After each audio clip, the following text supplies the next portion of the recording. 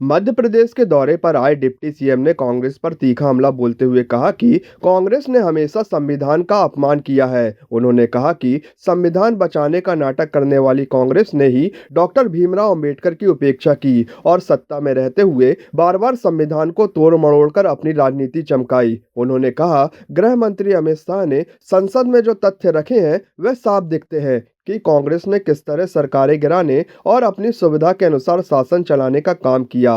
यह सब इतिहास के पन्नों में दर्ज है। कांग्रेस की संविधान बचाओ यात्रा महज राजनीतिक ड्रामा है जिसका जनता से कोई वास्ता नहीं। कांग्रेस का जो इतिहास रहा है उसने हमेशा संविधान की धज्जियां उड़ाई हैं और अब वो संविधान बचाओ का जो एक भ्रम पूरे देश में फैलाने का प्रयास कर रहे हैं उससे उनकी हंसी हो रही है। गृह मंत्री अमित शाह जी ने लोकसभा राज्यसभा में जिस तरह से डॉक्टर अंबेडकर जी के उपेक्षा उनको हमेशा किनारे करने का जो काम कांग्रेस ने किया, वो कितने बड़े डॉक्टर अंबेडकर के और संविधान के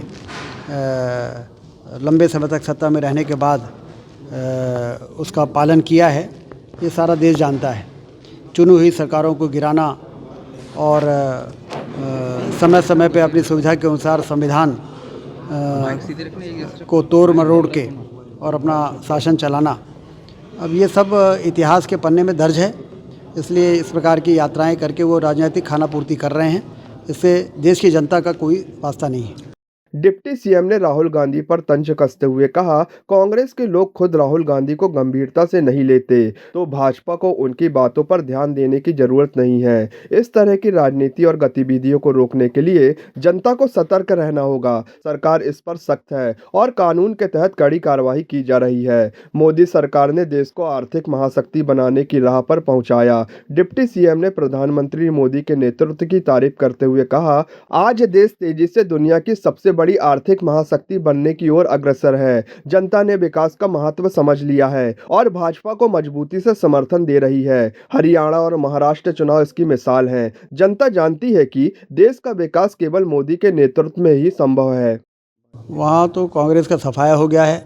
विकास विकास और विकास के अलावा पूरे मध्य प्रदेश में और देश में अब कोई मुद्दा नहीं है।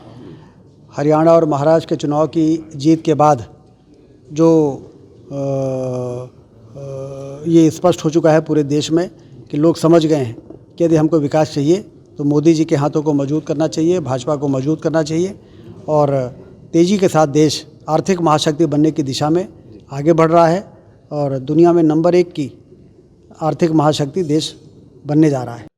दिल्ली की राजनीति पर टिप्पणी करते हुए डिप्टी सीएम ने कहा, अरविंद केजरीवाल और उनकी पार्टी का असली चेहरा जनता के सामने आ चुका है। शराब घोटाले में फंसे उनके नेताओं को जेल जाना पड़ा है। ईमानदारी का झूठा प्रचार कर रहे उन्होंने जनता को गुमराह किया, लेकिन इस बार दिल्ली की जनता उन्हें सबक सिखाएगी। केजरीवाल एक्सपोज हो चुके हैं। ईमानदारी का ढिंढोरा पीट के लोगों को उन्होंने 2 बार जरूर बरगला दिया, लेकिन उसके बाद जिस तरीके का कृत्य केजरीवाल जी ने और उनके साथियों ने किया है, उनको जेल की शीर्षकों के पीछे जाना पड़ा है।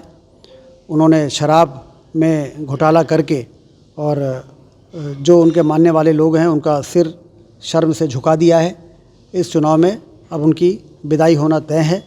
अब चुनाव जब तक वोट नहीं पड़ जाता, रिजल्ट नहीं आ जाता, तब तक बयान देने के लिए हर व्यक्ति फ्री है, तो वो अब स्वतंत्र रूप से अपने बयान दे रहे हैं। लेकिन अब उनकी लुटिया डोरी जो है अब डूबने वाली है। दिल्ली में क्या रहेगी स्थिति भाजपा की? उसी प्रकार से जैसे महाराष्ट्र और हरियाणा में रही। डिप्टी सीएम ने जबलपुर को जल्द ही अत्याधुनिक कैंसर हॉस्पिटल मिलने की घोषणा की। उन्होंने बताया कि अस्पताल के निर्माण की प्रक्रिया तेजी से चल रही है। इसमें उन्नत तकनीकी मशीनें लगाई जाएंगी जिससे मरीजों को बेहतर सुविधा मिलेगी। उन्होंने कहा, यह अस्पताल जबलपुर को स्वास्थ्य क्षेत्र में एक नई पहचान देगा। डिप्टी सीएम के बयान ने कांग्रेस, केजरीवाल और विपक्षी गठबंधन पर तीखे हमले के साथ भाजपा के विकास एजेंडे को मजबूती से सामने रखा। उनके जबलपुर दौरे में कैंसर अस्पताल की घोषणा क्षेत्र के विकास की ओर एक बड़ा कदम मानी जा रही है। उसका टेंडर की प्रक्रिया में है। बहुत जल्दी वो मशीन लाके और जबलपुर के कैंसर हॉस्पिटल को फुल फ्लेजेड करेंगे। उसमें लीनेक मशीन भी आएगी और पेट स्कैन भी आएगा और कुल मिला के एक आदर्श कैंसर अस्पताल आने वाले दिनों में जबलपुर का बनके तैयार होगा।